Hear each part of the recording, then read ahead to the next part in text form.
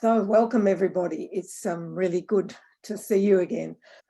I'm going to start with the homage to the Buddha and going for refuge, because for me that always makes me feel like coming home. Namo tassa bhagavato arahato samma sambuddhassa. Namo tassa bhagavato arahato samma sambuddhassa. Namo tassa bhagavato arahato samma sambuddhassa. And then we go into the going for refuge. Buddham saranang gacchami, Dhammam saranang gacchami, Sangham saranang gacchami, Dutiyampi Buddham saranang gacchami, Dutiyampi Dhammam saranang gacchami, Dutiyampi Sangham saranang gacchami, Tatyampi Buddham saranang gacchami, Tatyampi Dhammam saranang gacchami, Tatyampi Sangham saranang gacchami. Okay, so it's a pleasure to be with you this evening. And this evening I chose to talk about something called the 8 worldly concerns, or sometimes called the 8 worldly winds, or the 8 worldly dharmas. It's one of those many early Buddhist teachings which puts things in pairs and numbers them to make them easier for the monks to remember, so that they can go out and spread the word. But it's a very simple teaching, but I think it will resonate with you. It certainly resonates with me. I think, yes, I'm guilty of all of those things. Those are all the things I need to work on. So I hope it's useful for you.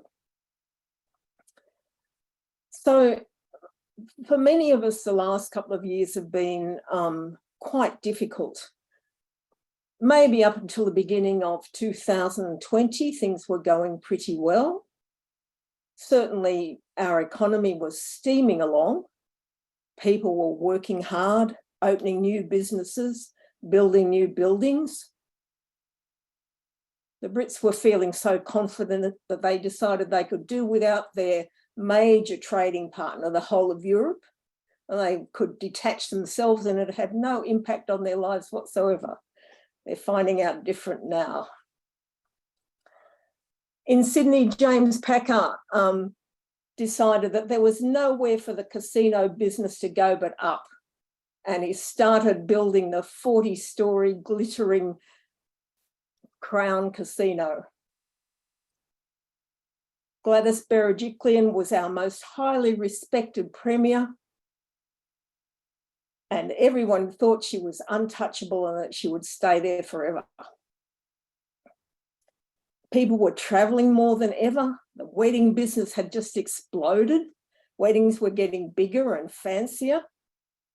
So sometimes it seemed like a wedding could cost more than a house. So relationships were obviously flourishing. And then social media had taken over to such an extent that whereas once you had to be famous for doing something impressive, now you could just be famous for having the most people looking at your selfies on Instagram. In other words, most of us were just going about our worldly concerns, vigorously grasping onto our immediate short-term happiness, but without much understanding of how we were also creating suffering for ourselves in the long term. Now, the Buddha taught about these worldly concerns in a sutta called the Lokavipatti Sutta. And he listed 4 pairs of them. As I said, they're also called the 8 worldly dharmas or the 8 worldly winds sometimes. So the 4 pairs of worldly concerns that the Buddha describes are being concerned with gain or loss, being concerned with praise or blame, with fame or having a good reputation, and its opposite with being disgraced and having a bad reputation, and then with getting pleasure and avoiding pain.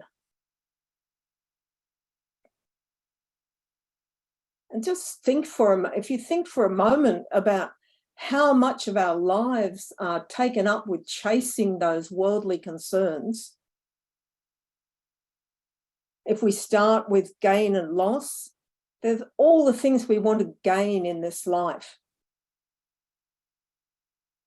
We start out as babies just wanting food and shelter, but then it escalates into wanting delicious food, only certain kinds of food that we don't have to prepare for ourselves. Shelter has to be upscale too. We want a house in a desirable location, perhaps with a water view, with a certain adequate number of bedrooms, maybe 2 living rooms. A swimming pool would be good. A home gym would be essential. And so it what goes on. With gain and loss, there's the pain of wanting what we can't have. And there's the pain of fearing to lose what we've already got. Even our closest relationships can become worldly concerns. We have to find the right sort of partner, someone who's adequately good looking, accomplished, successful. Someone will be proud to introduce to other people.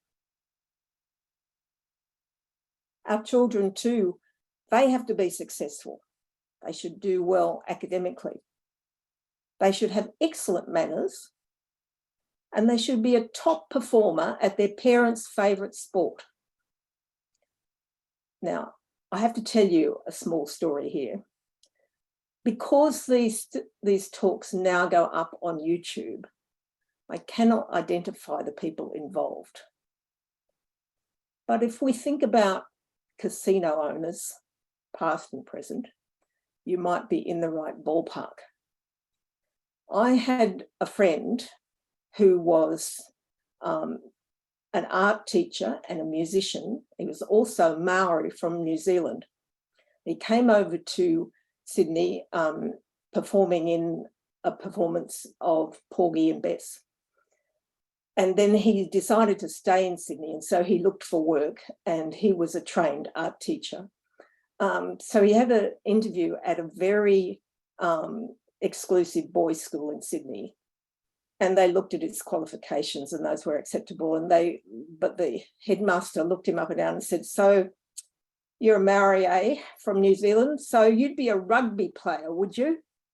And he said, "Well, yes, I grew up playing rugby, yes, like old New Zealanders do." He said, "Right.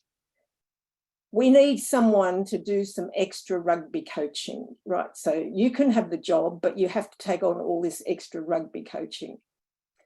Now, this extra rugby coaching turned out to be one child whose father had promised the school a very large donation if his son made it into the rugby team. His son was a rather clumsy kid who had no interest in rugby whatsoever. But he had to come to coaching every day after school to try and get him to an adequate standard where he could be put on the school rugby team, which of course he eventually was. He might not have been an asset to it, but he had to be found a place. And that is how, that's just here as an example of how even our dearest relationships can be turned into worldly concerns if all we're thinking about is how we can use them to impress other people.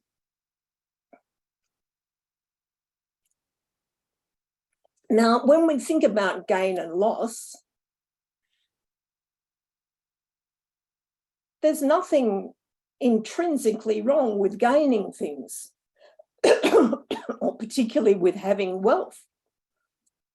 There's a very impressive philosopher called Peter Singer, who lives in America. I think he's actually Australian by birth. But he wrote a book that I found my son reading when he was about 15, and so I borrowed it off him, and it's quite a good book. It's called The Life You Can Save. It's really worth reading. It gives you, a whole new idea of how much good you could do in the world. And he points out that if you have a lot of money, you can do an awful lot of good. You can affect many people's lives for the better. Whereas a poor person may only be able to help one or two people, a rich person may be able to help hundreds. So the problem is not in having stuff. The problem is being attached to the stuff that we have. If we've earned that fortune ethically, without damaging others, and we can donate that $1 million to the poor without a second's hesitation, then we're not attached. We're simply flowing with what is possible in the moment. So wealth is not the problem, but having desire for wealth, spending a lot of time thinking and planning about how we can acquire things, treating others badly in order to get wealth, trying to hang on to it. That's the problem. That's what leads to suffering and stress. The next two pairs of worldly concerns that I'm going to deal with, I'm going to deal with them both together because they're very closely related. And these are the ones the Buddha called praise and blame, and then fame, or having a good reputation, being careful and proud of one's good reputation, and being disgraced or having a bad reputation. Now, for some of us, it's actually easier to detach ourselves from our desire for stuff than it is to let go of our need for praise and recognition. My doctor recently mentioned about going to a big international conference. Among the many presentations, a team of researchers from the US presented their findings on a new treatment that seemed to be so successful that it meant that a certain type of cancer would no longer mean an automatic death sentence. They had basically cured this particular form of cancer. The whole conference of oncologists who were there were so impressed with their achievement that she said that they all got to their feet spontaneously and applauded. Now, for people who are devoted to their career, this kind of recognition is worth more than gold. To be recognised as the best in your field by the people that really know is the greatest achievement. And we may not be the best in our field, but I'm sure you understand how good it feels when someone recognises you for doing a job really well. But then, on the opposite hand, to lose that reputation is worse than anything. in that particular case of the oncology research team, if that research was later shown to be a fraud, to be based on fraudulent data, then the reputation of that research team would be ruined and no one would ever want to employ them again. Perhaps you've never been particularly impressed by beautiful objects or possessions. You can do without all kinds of stuff. You've simplified your lifestyle. But maybe it would be helpful to stop and notice how much you seek praise and recognition. How much of your happiness is dependent on being liked and admired by others. The flip side, of course, is how much you would suffer if you lost your reputation, or worse, if you were publicly criticized and shamed. The reason these dharmas can create so much suffering is that we're relying for our happiness on the opinions of others, outsiders. And those others, they may not have the full story. They may be lying. They may be not very bright and unable to tell what's valuable and what's not. Worst of all, they may have actually found out the truth about us. So craving for respect and admiration and praise and its inverse fear of being criticized, publicly shamed and blamed may be the most difficult of the worldly dharmas to let go of.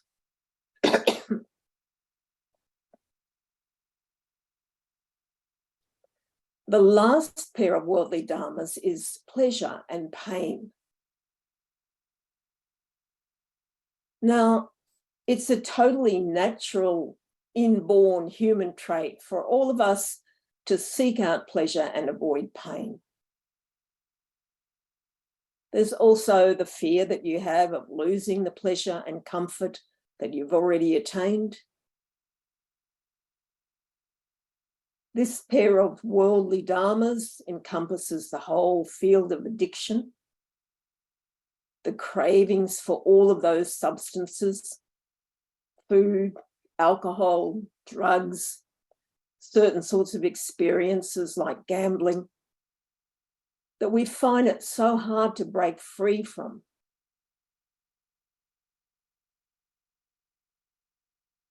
Then there's the feeling when we become ill or experience pain, that this must be fixed right away, that it's somehow deeply unfair, even though one part of our mind knows that all human beings suffer illness and pain and death at some point. I think it's perfectly evident. I don't think I need to tell you how much we crave pleasure and resent pain. Our whole Western understanding of happiness equates happiness with the 8 worldly dharmas. Not one of them is linked to our internal state of being or our capacity for connection to others, our own understanding of the way the world works. Releasing our minds from illusions through meditation, living with the insight provided by the Dharma, and offering ourselves in service and love is where happiness lies. But this is not what we're told about happiness and comfort from our earliest arrival into the world.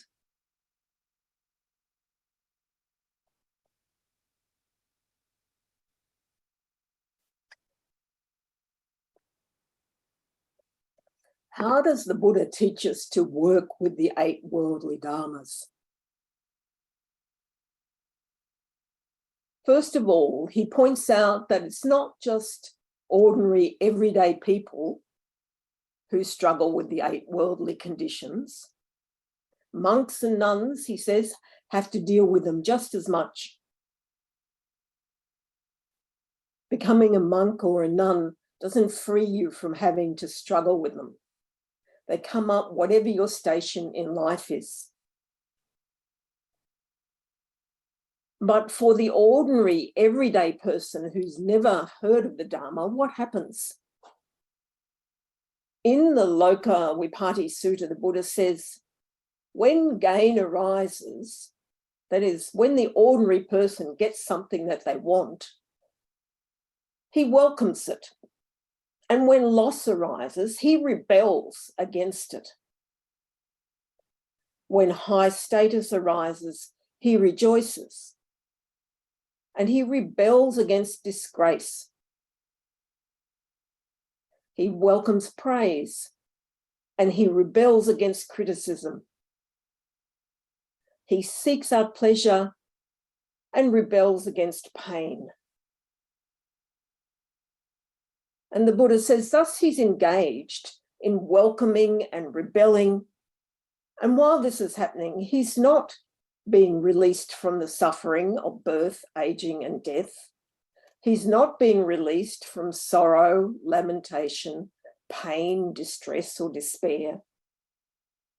He's not released at all from suffering and stress. But he says to the monks, and I find this is quite funny, he says, well, monks, though, what about you? What about you who've been trained in the Dharma? How should you react?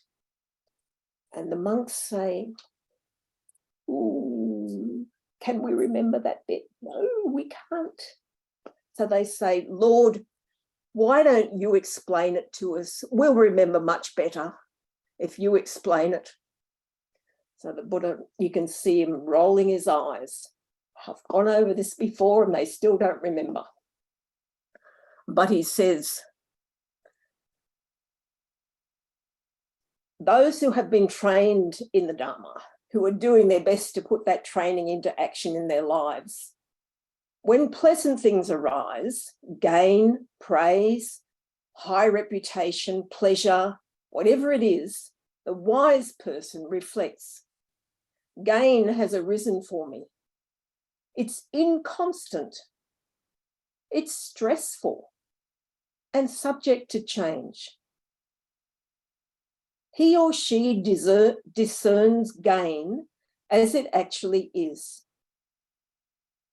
which is really interesting because for us ordinary everyday people, we don't immediately think about getting something good as inconstant, stressful, and subject to change. We think, yippee, I've got what I want. But the Buddha says, when you think about it, even this thing that you want, it's going to come and go. There's going to be stressful aspects to it. And it's going to be subject to change like everything else. So let's say you've always wanted a house by the sea. One day you achieve that dream and you're absolutely ecstatic. It's wonderful to wake up each morning to the sound of the waves, to hear the birds, feel the freshness of the sea air. But according to the Buddha's teaching, it would be wise to keep in mind houses by the seaside can be particularly impermanent. Sometimes storms come and wash away the beach and the foundations, even the house itself. That could be very stressful. Houses by the sea require a lot of maintenance, which may be difficult when you get older. It may turn out costing quite a lot of money. So you have to say to yourself, I've made this decision to live in a beautiful but uncertain place, and I will have to live with the consequences, whatever they are. In this way, you can enjoy your house, but you're also looking at the whole situation realistically.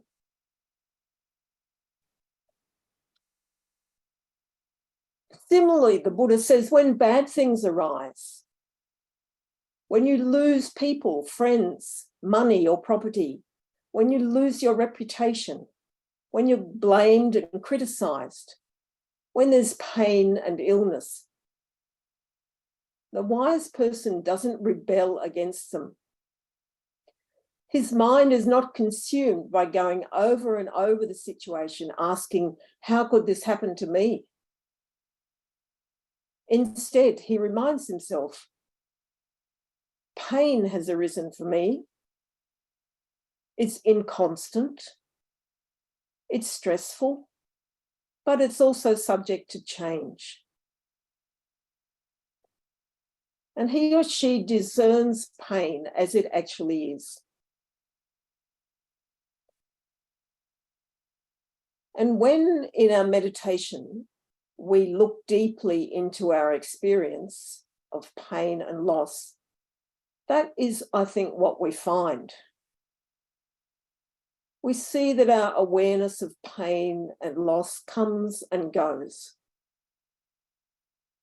Awareness of the pain might come on quite unexpectedly and might be quite intense, but then fades away again as we get distracted by another thought or by another experience.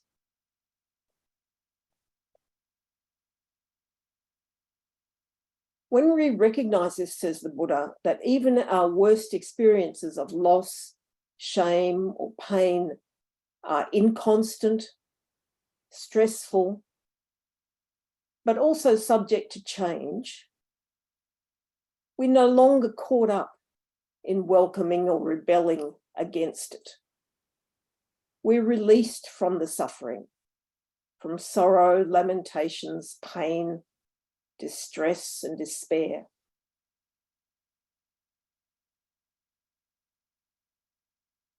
So it's worth working on the 8 worldly concerns, noticing our reactions and thoughts around gain and loss, praise and blame, good reputation and disgrace, pleasure and pain.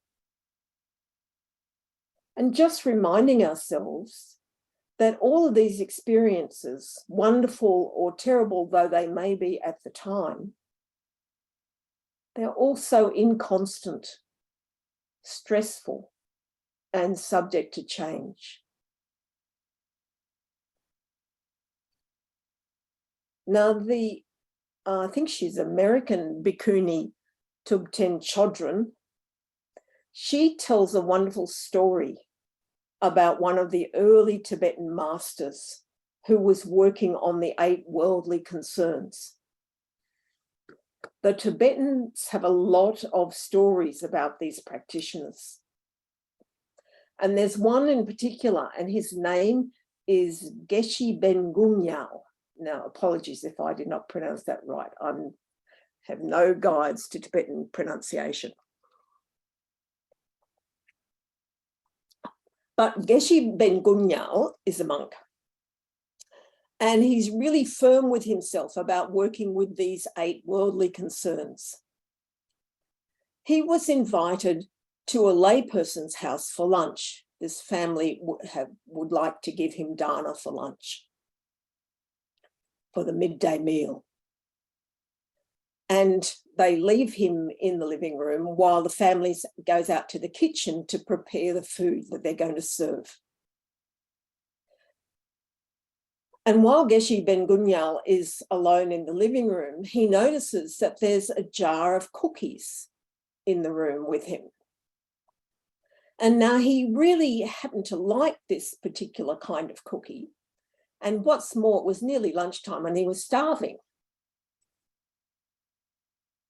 So the family was all in the other room. No one else is in the room with him. And there's the jar of cookies right there.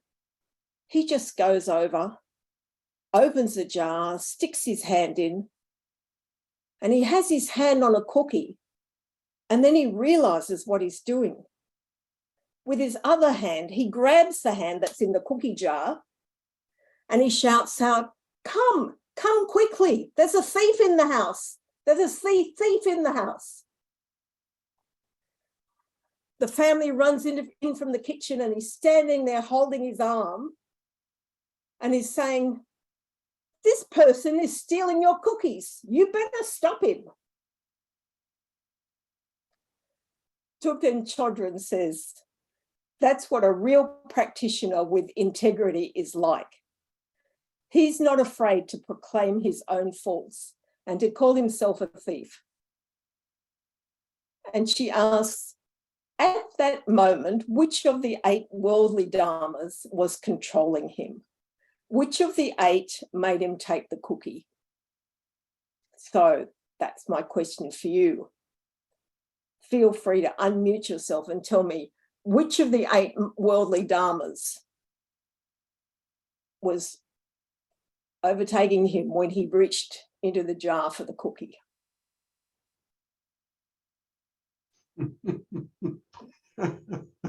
A good question, Sue. A good question. The first one was gain. Well, it was gain. Gain. And then when he called the family in, that was not ill fame, but yes, it was ill fame. What made him call the family in? Yes. When he reaches into the jar, certainly he wants to gain the cookie, but he wants to gain the pleasure of eating it, doesn't he? Yeah. It's the cookie. Frank, of all people, should know this. He spent his life making cookies and pastries and things that people could not resist. So he's looking for the pleasure as he snatches up the cookie. But the thing that I found, so obviously, Geshe Ben Gunyal, he's still working on that particular dharma. He hasn't mastered the pleasure and pain one yet. But which of the 8 worldly concerns does he actually seem to have overcome in the story?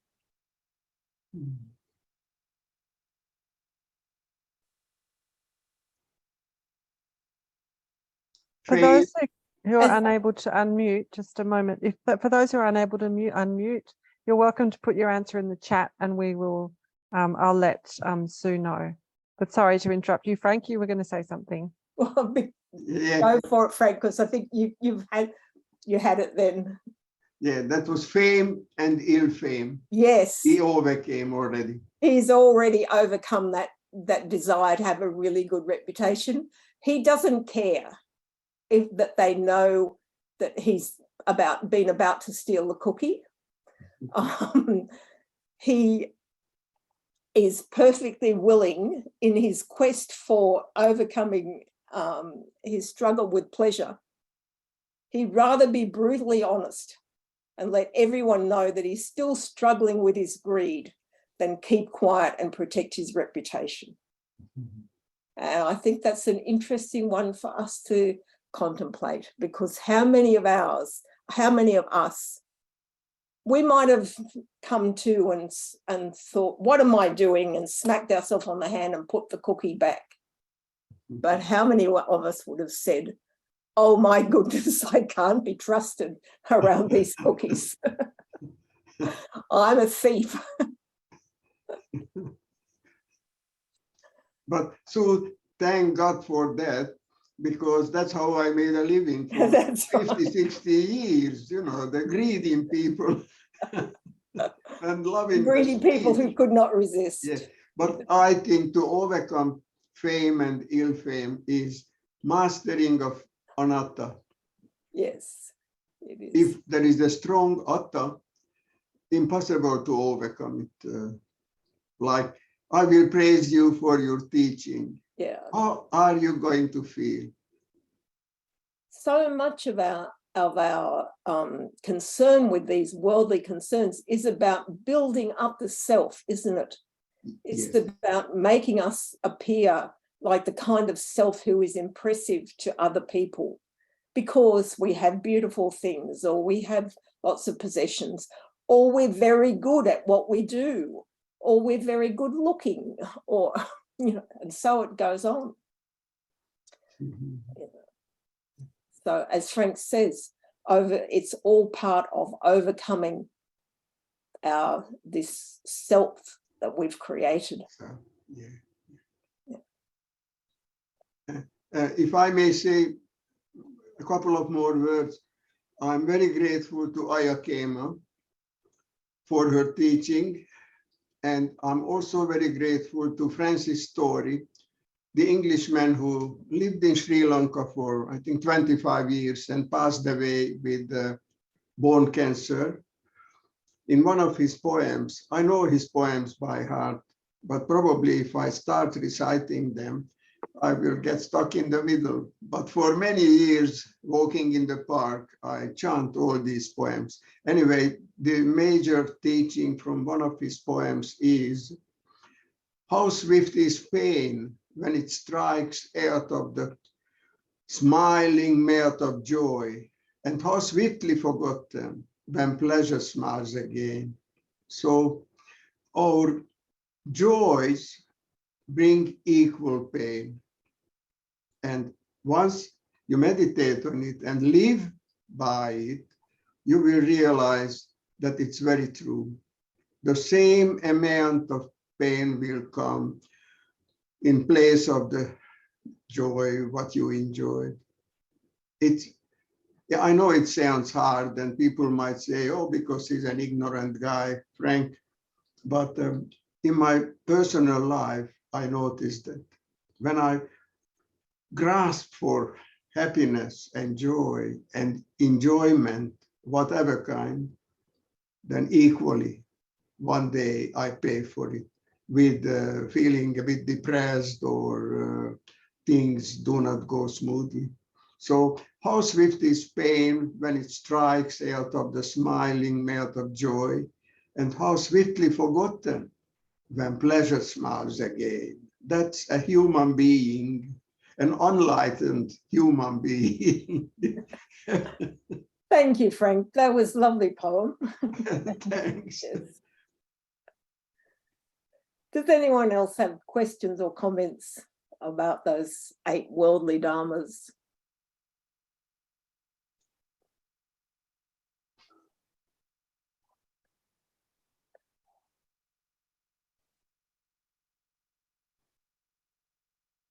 No? Shall we go to some meditation then?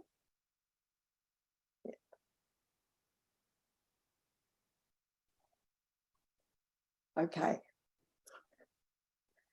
All right, please make yourselves comfortable.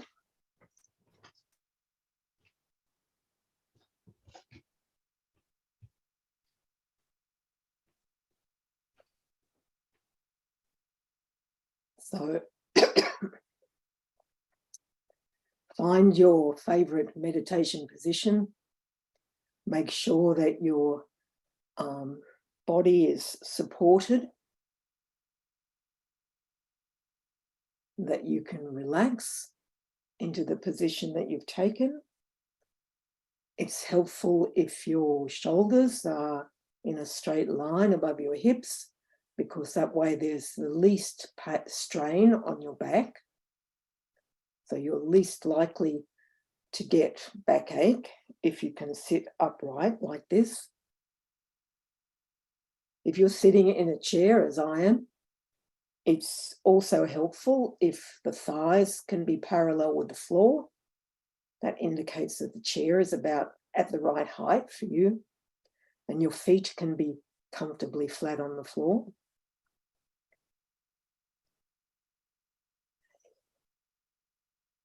So allow your eyes to close and just take a few deep, slow breaths.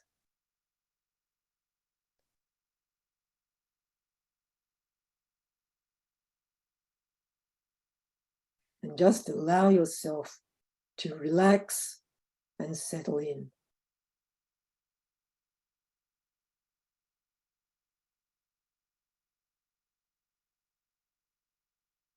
Before we do anything, we'll begin by not doing. Our minds are so conditioned to accomplish things that we can bring this mindset into our spiritual practice.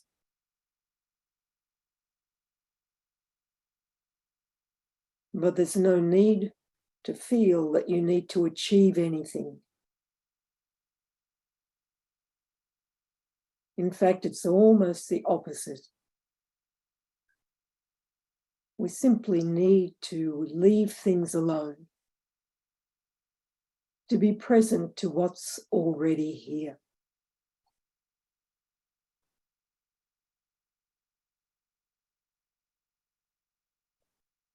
So we begin not doing anything,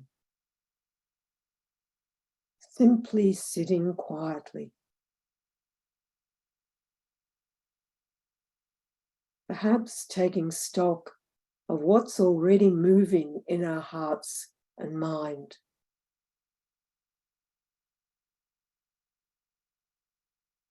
There may be thoughts and energy related to what we've just been thinking about,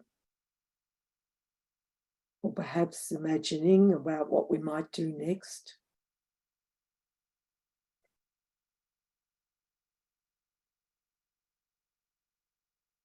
So just taking stock of what's present with you, as though you were walking into a room and looking around to see who's here. Not getting involved in conversation, just giving a little nod of acknowledgement as you recognize what's here.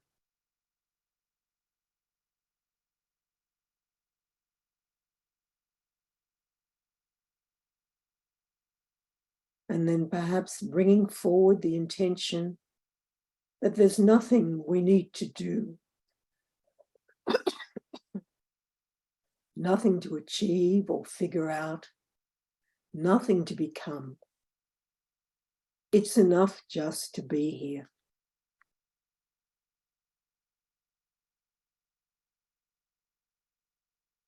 It's like giving yourself a gift of this quiet, still, sacred time with yourself.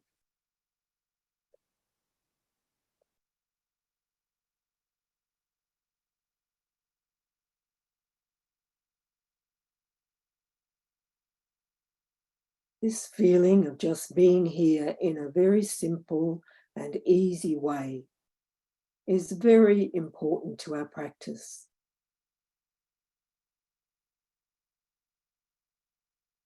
We need to find that tone, that it's okay just to be here.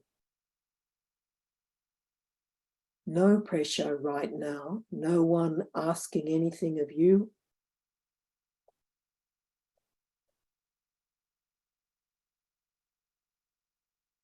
Can you sense the space around you?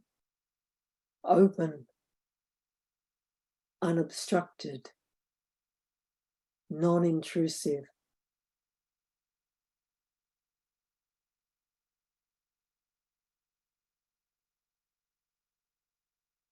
Just feeling into the physical weight and heaviness of your body. And allowing that to guide you, to guide your attention into the space of resting.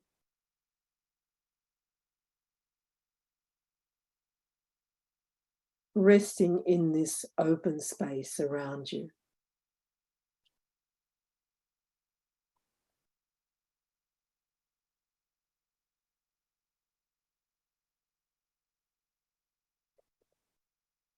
Letting the mind enter into the body so that the steadiness, stability, and groundedness of the physical body begins to stabilize your awareness.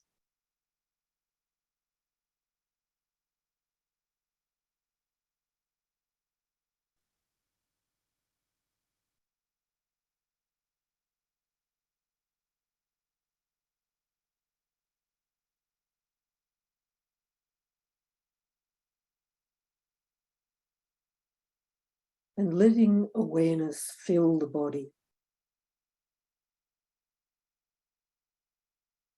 This is a very natural process, not something you need to strive or strain to do. The body is naturally awake. Our cells and tissues naturally feel what's happening, communicate with each other. So we can just tune into this body's awareness in a natural and easy way.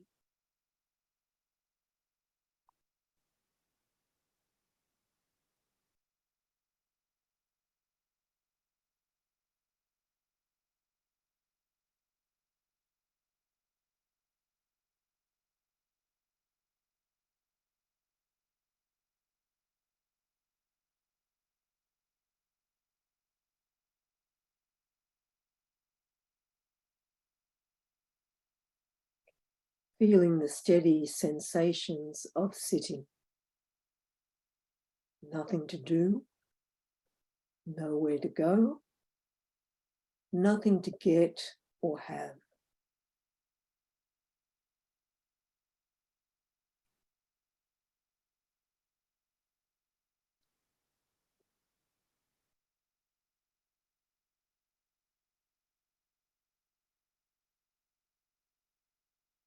Feeling the very simple, direct, moment-to-moment awareness.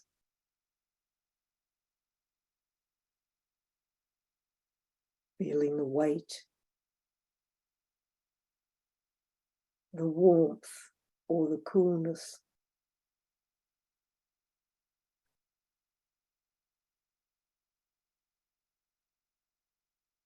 There may be pulsing or tingling in some parts of the body.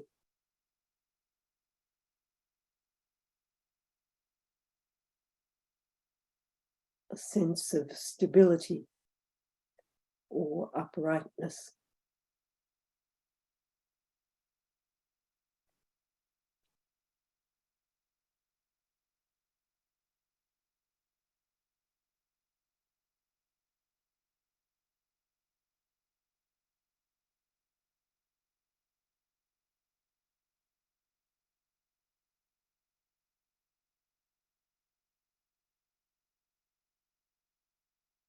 Can you keep coming back to this feeling of easy presence?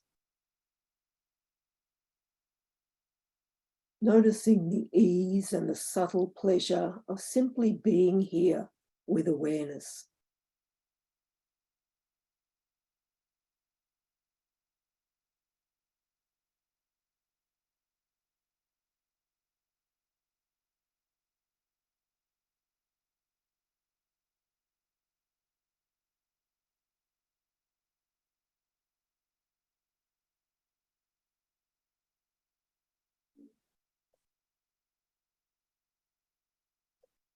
You may notice sounds coming and going.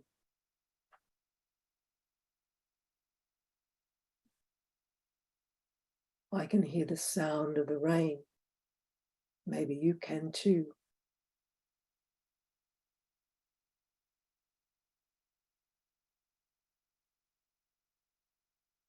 The sensations of breathing in and breathing out come into your awareness.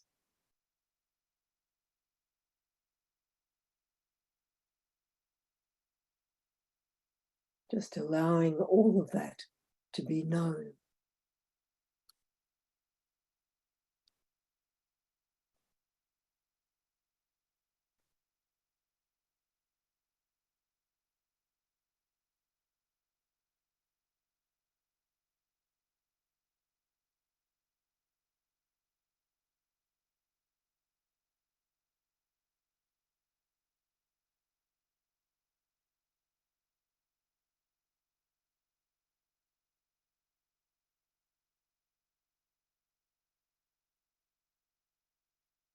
If you notice the mind starting to struggle, to feel frustrated or wander off into imagining, try not to make any of that a problem. always knowing that through awareness you can return to this feeling of relaxed ease.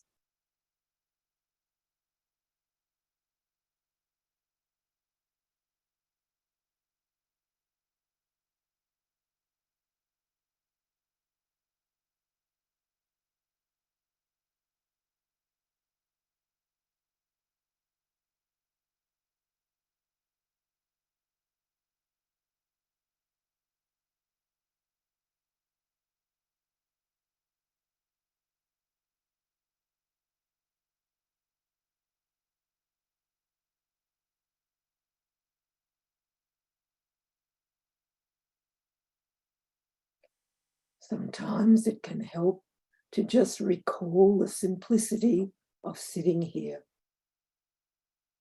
Just sitting here with nothing to do.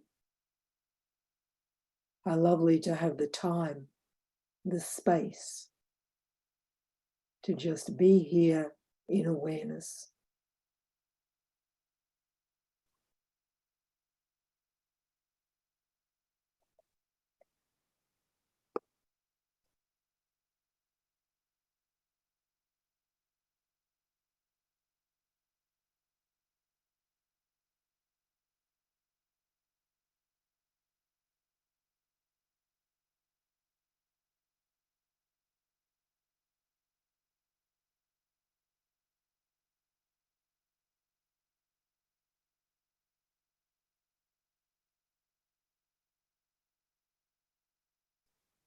Using the body or the breathing as an anchor to steady your presence, appreciating awareness.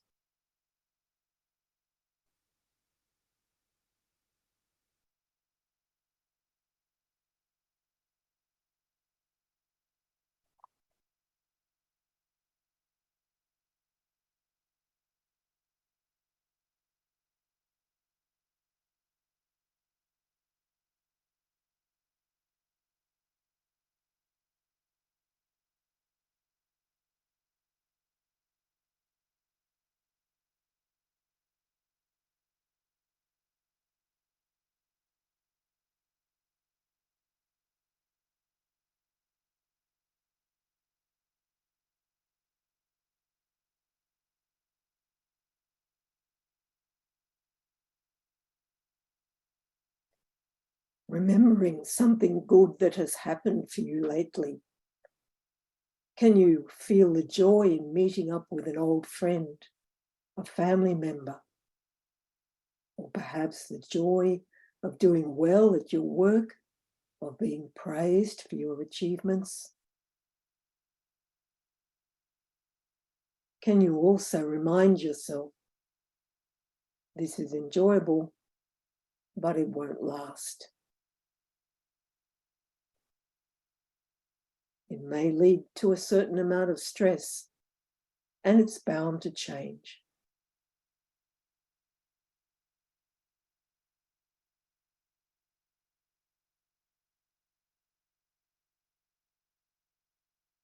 And just notice how that makes you feel.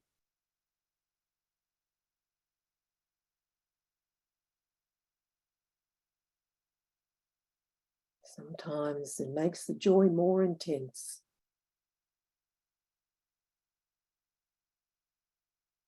When we accept that in the end, things are bound to change.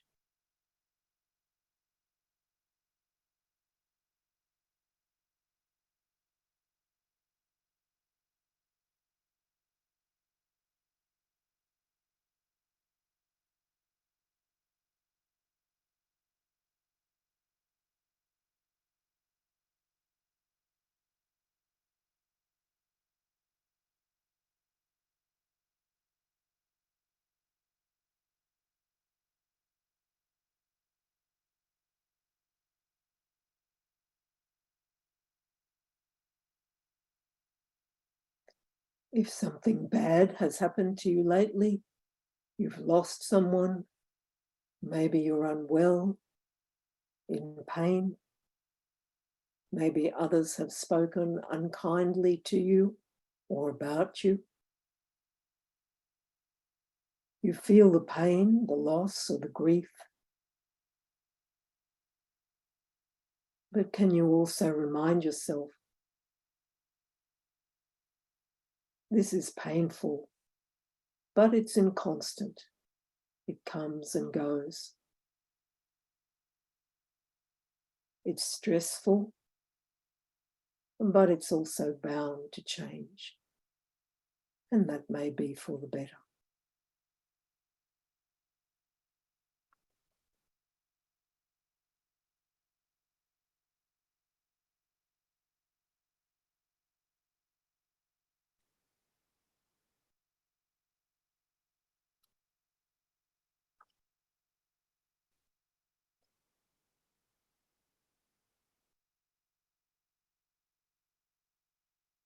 Letting everything be exactly as it is.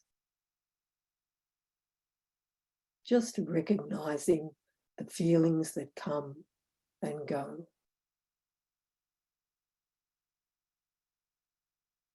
There's space for everything.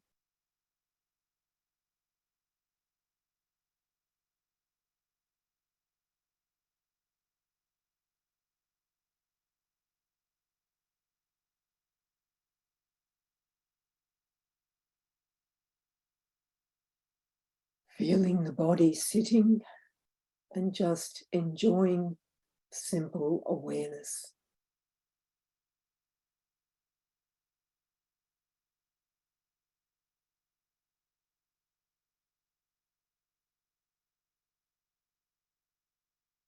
It's enough to just be here.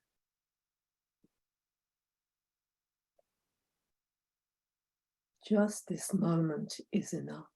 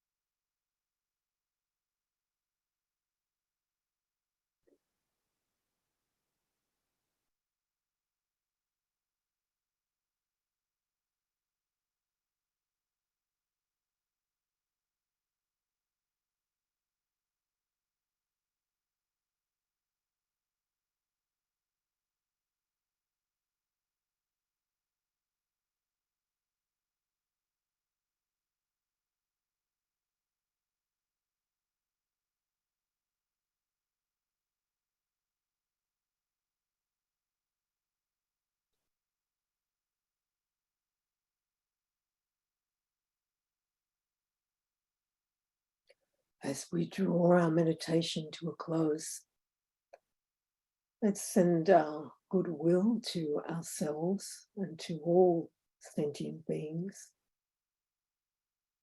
May I and all beings be well and happy. May I and all beings develop wisdom and compassion. May I and all beings live peacefully and at ease. Sadhu, sadhu, sadhu. Sadhu, sadhu, sadhu. Thank you for being here with me tonight. It's a pleasure to see everyone. If you have any other comments, because most of you are experienced meditators, experienced practitioners, so feel free to share any insights that you've had.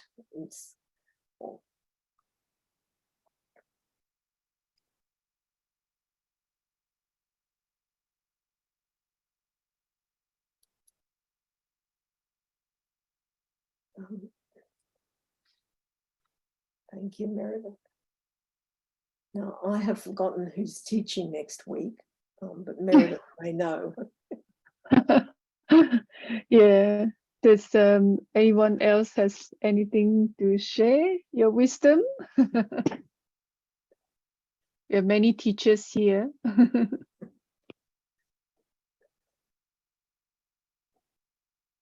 Or Sue has any specific questions you want to ask? I'd like to share. Yeah, Engkong. I'd like to share my gratitude, really. Thank you, Sue. Thank you, Engkong. Thank you for being here. It was really refreshing for me to hear your teaching of what you call the 8 worldly concerns.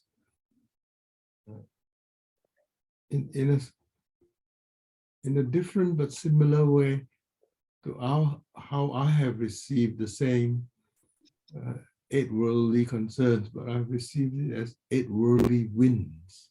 Yes, that is another name for them. Yeah. Yes. And I can't even remember where or who or how I got it, but it was more, it's similar but different. It was more for the cultivation of equanimity, to be able to, that sentence in the chanting, that I am affected by that wind of praise or blame or loss or gain, but I'm unshaken. So there's an admission of being affected, Yeah. but to do our best not to be blown away by it, not to be shaken. Whilst your, seems to me, I received your teaching today a slightly different perspective, but very, very effective and good for me. Good. It's a different perspective. Yeah. And then when you were in the meditation, you said something, and then it reminded me it's also your way or yet another way of saying this too will pass. This too will pass. Yeah. And then this too will pass. I got it deeper from you, especially when I was meditating on what you were suggesting on our own personal, whatever comes up. That this too will pass for me then. In the way you presented, this too will pass. Somehow help me even more. So thank you, Sue. My pleasure, Engkong. I find a really interesting teaching, and interesting to observe how much of our lives are taken up, excuse me, with trying to do our best to meet all of these worldly concerns. And sorry. Yes, Frank, yeah. Oh, if we have time, may I tell a short story about the 8 worldly conditions. There was this famous master, and his apprentice said, if I can stay alone in that island for 3 years, I'm coming back as an enlightened being. Okay, the master said, go, sit in the boat, landed in that island, and after 3 years, he wrote a letter to his master that this monk is not conditioned or affected by the 8 worldly winds at all. And the master sent a letter back, only 3 words in it: fart, fart, fart. So the enlightened monk read it and got very upset. Sat in the boat, quickly rowed back to the master, and he said, how upset I am. How dare you to write me a letter? Oh, the master said, you said that you're not affected by the 8 worldly winds at all. And how come the 3 little farts blow on you here? Nobody understands it? Yeah. Maybe my English is not that good. No, I But think he's rather like Geshe Ben. It's reputation. This one is really concerned with reputation. so 3 little words blown him over. Yeah. Yeah. But it's I think that's why I like that story of Geshe Ben Gunyal so much, because it's fairly easy to think that, well, I'm not very attached to all of these things that I have, even though I've got a house full of things. But, you know, they could all go tomorrow and that wouldn't upset me. But then we think, and yes, of course, we can identify with the Geshe when he goes to take the cookie. I don't know, but I've certainly done that. But, and we can identify with him stopping himself and recognizing what he's doing.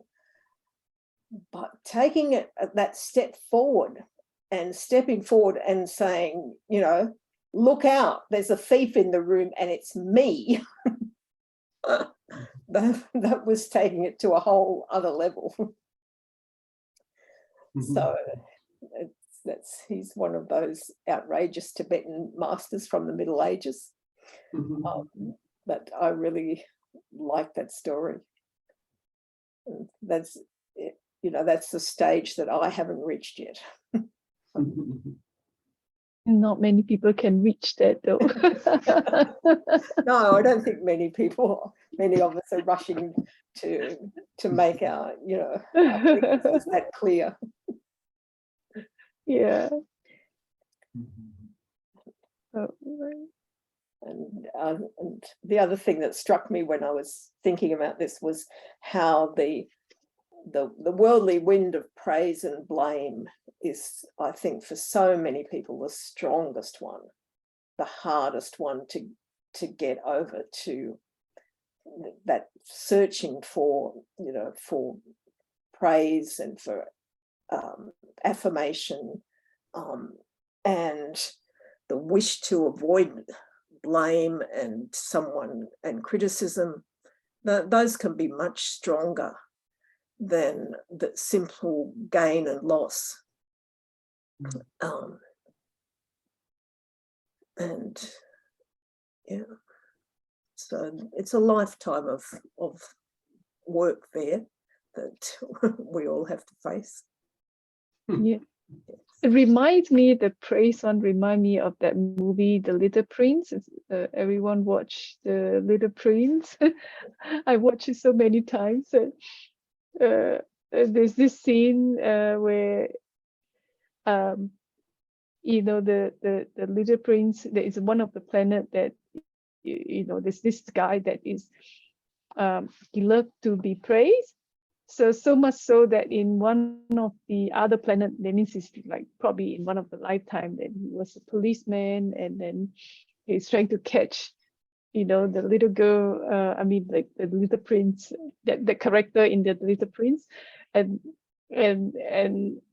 that girl that get everyone to just applause, and that policeman would just drop everything and then just like bow, bow, you know, it's like, yeah. So what you say about the praise, sometimes the praise blind people for what they're supposed to be. Thank you Yes, so much, do Sue. that, Meredith. Yeah. Thank you. Thanks so much for your talk this evening. Really appreciated it.